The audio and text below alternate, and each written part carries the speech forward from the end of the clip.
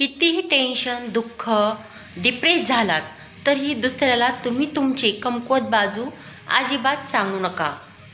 आपण पाहतो की आयुष्यातील जवळचा व्यक्ती आपल्याला कधीतरी खूप मनाविरुद्ध बोलला की आपण खूप नाराज होतो, हर्ट होतो आणि आपण डिप्रेसमध्ये गेल्यासारखं वाटतं. सतत आपलं डोकं दुखतं, झोप व्यवस्थित लागत नाही. आपल्याला कधीही वाटत नाही की असं घडल का? घडलं भविष्यात कधी घडल असं कधीही वाटत नसतं की ही व्यक्ती आपल्याला इतकं बोलू शकते. या गोष्टीवर आपला विश्वास देखील नसतो आणि ती व्यक्ती आपल्या जीवाला एकदम काळजाला लागल एवढं आरपार लागल एवढं बोललेली असती आणि एवढं फार मोठं आपल्याला दुःख होतं की आपलं डोकं दुखायला लागतं, आपल्याला झोप येत नाही. सतत डोक्यामध्ये त्याच व्यक्तीचे विचार चालू असतात आणि असं का असं का बोलली असेल ती व्यक्ती आपल्याला एवढं, म्हणून आपण त्याच व्यक्तीचा सतत विचार करून आपण एक प्रकारचं डिप्रेसमध्येच गेल्यासारखं वाटत असतं.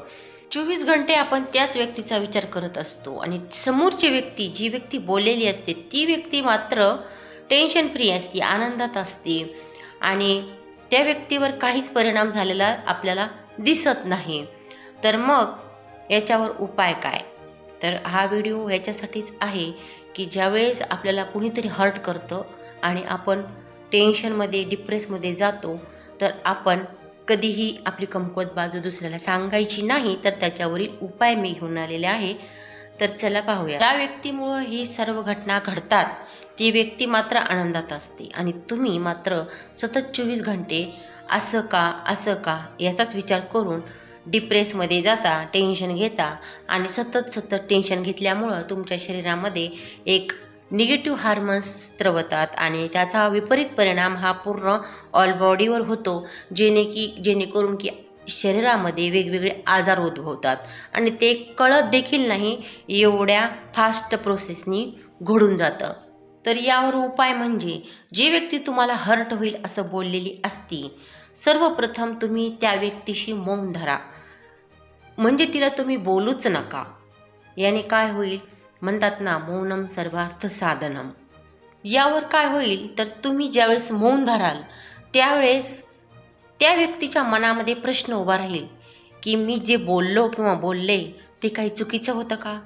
आणि ती व्यक्ती आणि तुमचं मौन हे त्या व्यक्तीला मुळासकट हलवेल आणि ती व्यक्ती जर घरातील असेल तर प्रश्नच उरत नाही, कारण त्या व्यक्तीला तुमची बोलण्याची सवय लागलेली असते आणि तुम्ही मौन राहिल्यामुळं त्या व्यक्तीची मात्र हळूहळू झोप उडायला लागते आणि त्या व्यक्तीला कळतं की मीच चुकीची होते आणि किंवा होतो, मी रागाच्या भरात असं बोलून गेलो किंवा गेले, मी असं बोलायला नव्हतं पाहिजे, हे त्या व्यक्तीच्या पूर्णपणे लक्षात येतं. यावर दुसरा उपाय म्हणजे ज्यावेळेस एखादी व्यक्ती आपल्याला खूप हर्ट करते त्यावेळेस एकदम शांत राहायचं, एकदम शांत. म्हणजे कमीत कमी 5 किंवा जास्तीत जास्त 15 दिवस जाऊ द्यायचे. म्हणतात ना ही वेळ निघून जाईल. म्हणजे तुम्हाला हर्ट केल्यानंतर ज्यावेळेस वेळ निघून जाईल 5 ते 15 दिवस, त्यावेळेस वेळ निघून गेल्यानंतर त्या व्यक्तीच्या लक्षात येईल की अरे या व्यक्तीची तर काहीच चुकी नव्हती, परंतु मीच माणुसकी नियम सर्व काही सोडून रागाच्या भरात खूप काही बोलून गेले.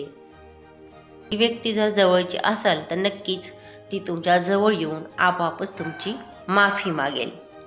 परंतु एवढं सारं घडेपर्यंत हर्ट झालेली व्यक्ती ही पेशन्स ठेवत नाही आणि तेवढ्या पेशन्स न ठेवल्यामुळं हर्ट झालेली व्यक्ती ही आपले भाऊ, बहीण, मैत्रीण, शेजारी पाजारी ह्यांना सर्व काही तुमच्यात काही घडलं आहे ते सांगून मोकळं होते आणि ऐकून घेणाऱ्या ह्या ज्या व्यक्ती असतात रिलेशनमधल्या, त्या आनंदाने ऐकतात आणि फुकटचे सल्ले देतात, परंतु पाठीमागे तुमच्यात जे काही झालेलं आहे ते त्यांना सांगितल्यामुळं तुमच्या माघारी त्यांच्या डोळ्यात तुमची किंमत ही शून्य होऊन जाते आणि त्यांच्या आपसातील तुमचा हा चर्चेचा विषय होऊन जातो. बाहेरच्या व्यक्तीला तुमच्यात काय झालं आहे हे तुम्ही सांगितल्याशिवाय माहीत झालं का? तर नाही. ज्यांना ज्यांना तुम्ही हे सांगितलं त्यांना त्यांना हा एक चर्चेचा विषय होऊन जातो. या उलट तुम्ही सांगितलंच नसतं तर मी सांगितलेल्या पद्धतीने म्हणजे 2 पद्धती सांगितलेल्या आहेत, मौन मार्गाने किंवा 8 ते 15 दिवस वेळ हा जाऊन देऊन हा प्रश्न बरोबर सुटला असता. म्हणून लक्षात ठेवा, कितीही टेन्शन डिप्रेशन झालं तरीही तुमची कमकुवत बाजू ही कधीही दुसऱ्याला सांगू नका. याने प्रॉब्लेमवर सोल्युशन तर मिळणार नाहीच, परंतु तुम्ही ज्या ज्या व्यक्तींना घरातील घटना सांगितल्या आहेत त्या व्यक्ती ह्या हर्ट केलेल्या व्यक्तीला एकाच्या 4 गोष्टी करून जास्त तिखट मीठ लावून जास्तीत जास्त सांगून तुमचे संबंधही अजून बिघडवितील. त्या म्हणीप्रमाणे म्हणतात ना, झाकली तर आपली आणि उघडली तर लोकांची. तुम्ही कोणालाही न सांगता पटकन या गोष्टीवर सोल्युशन मिळू शकता, परंतु लोकांना सांगून या गोष्टीचा गुंता आणखीनच वाढू शकतो व तुमची किंमत लोकांच्या नजरेत शून्य होऊन जाते. माझा व्हिडिओ आवडला असेल तर लाईक करा, सबस्क्राईब करा.